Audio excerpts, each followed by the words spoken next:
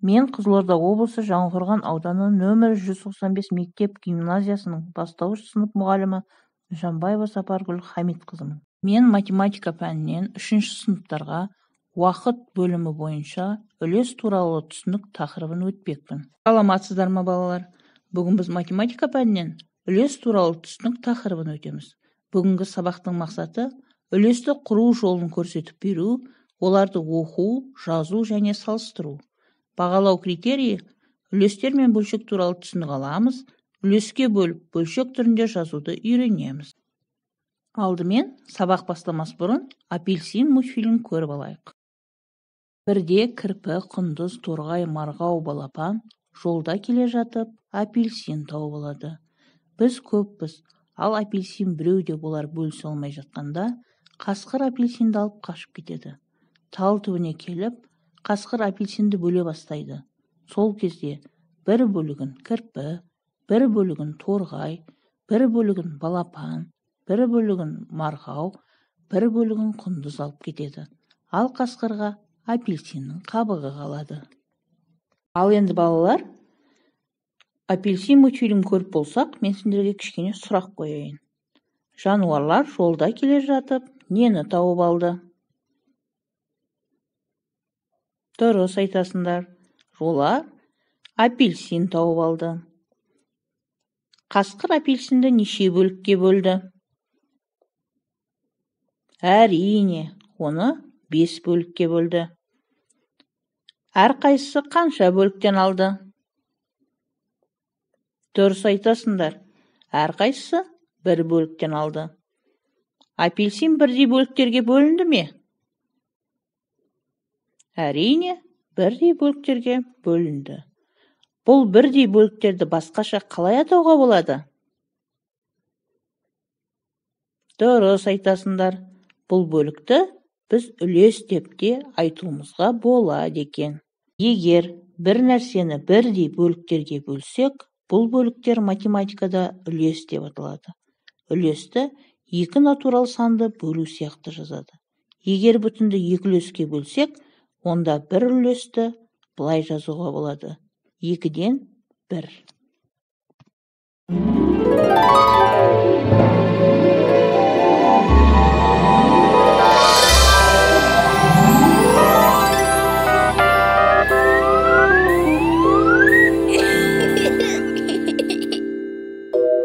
Ай мектеп.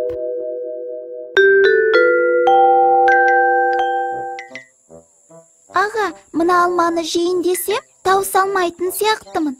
Таусалмасаң, үлестерге бөлейін. Үлес дейсіз бе? Иә, міне. Біз бұл алманы тең 2 үлеске бөлдік. Үлес дегеніңіз бөлік екен ғой. Иә, мынау жарты алма.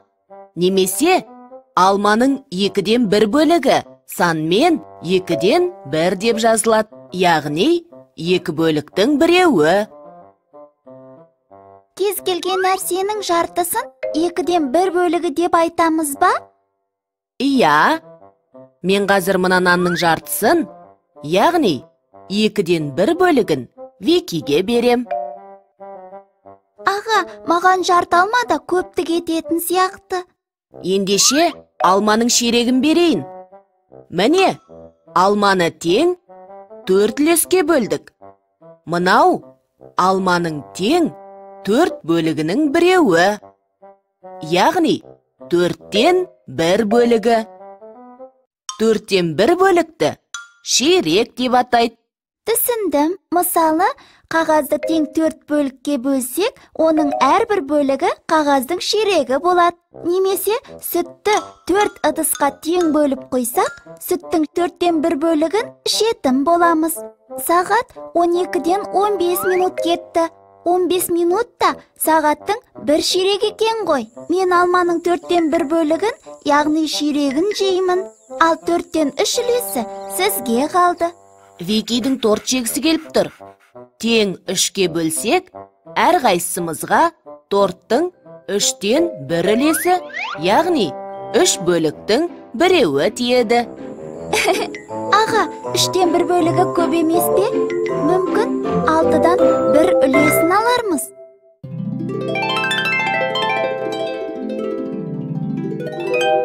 Қайталайық. Үлестер. Алма тең 2 үлеске бөлінді. Мынау жарты алма немесе алманың 2-ден 1 бөлігі.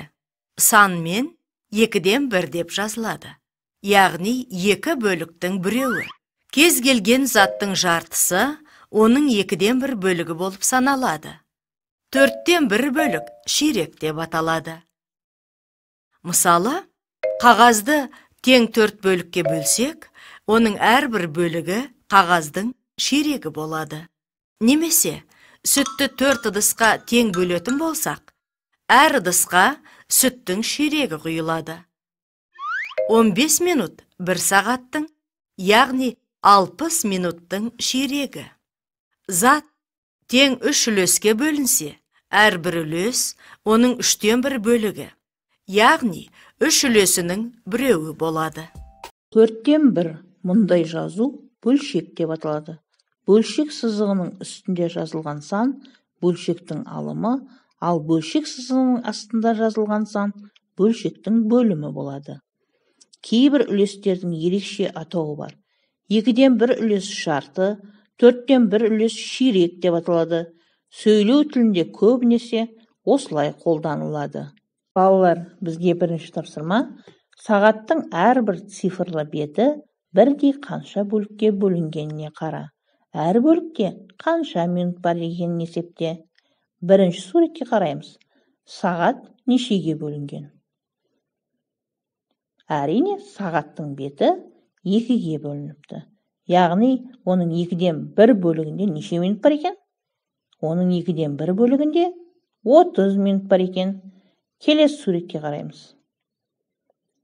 Екінші суретте сағаттың беті неше бөлікке бөлінген?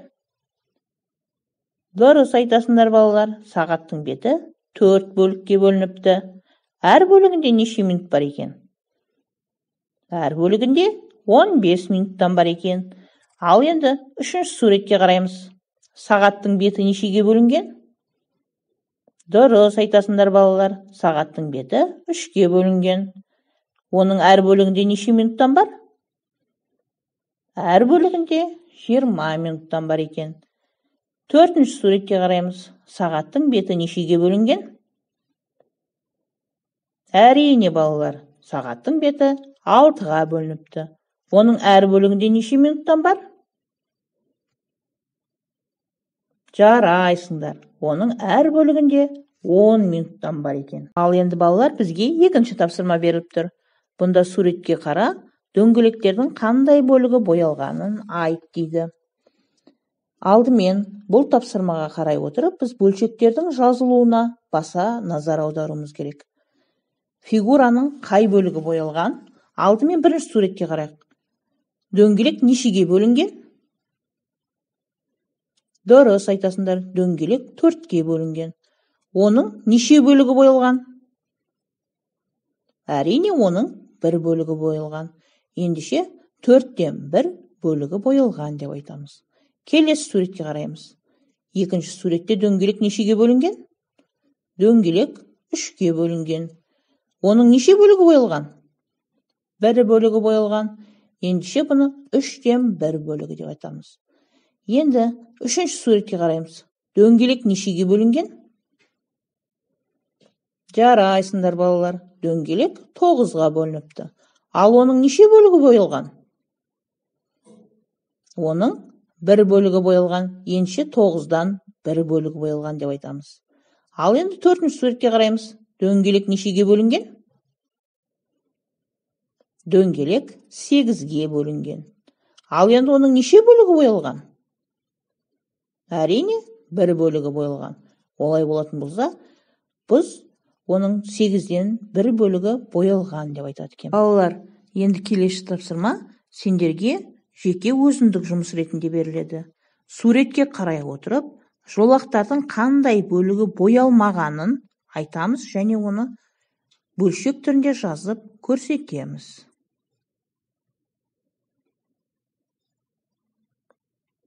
Жарайсыңдар балалар. Бүгінгі сабақты барлықтарың жақсы меңгеріпсіңдер. Енді бізде 3-ші тапсырма, мына суреттерге қараймыз. Суретте бізде сағат бейнеленген. Бірінші тұрған сағат теңге 2-ге бөлінген. Яғни, сағатқа қарап отырсақ, ол кезде бізге сағат 3:30-ды көрсетіп тұр. Екінші сағатқа қараймыз. Ол 12-ден 15 минут өтіпті. Үшінші сағатқа қараймыз.